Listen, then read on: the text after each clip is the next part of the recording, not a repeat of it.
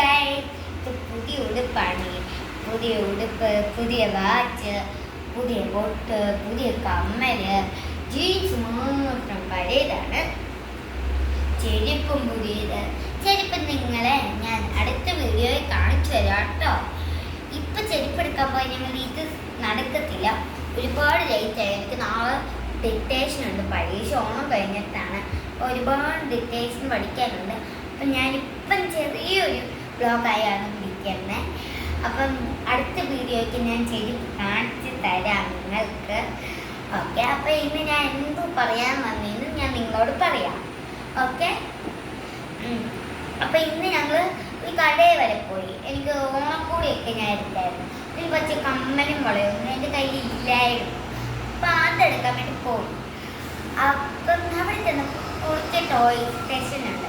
അപ്പോൾ അവിടെ എനിക്ക് വേറൊരു കളിപ്പാട്ടം ഇഷ്ടപ്പെട്ട. ഞാൻ പറഞ്ഞു അമ്മ ദ്രുബിസ്കൂപ്പ് വാങ്ങിക്കാമെന്ന്. ദ്രുബിസ്കൂപ്പ് ഇതാണ് വാങ്ങിക്കാമെന്ന് പറഞ്ഞേ. എന്നിട്ട് അമ്മ ഞാനോ അതിൻ്റെ സന്തോഷിച്ച് അമ്മ ഇത് വാങ്ങിച്ചു തരുമോ.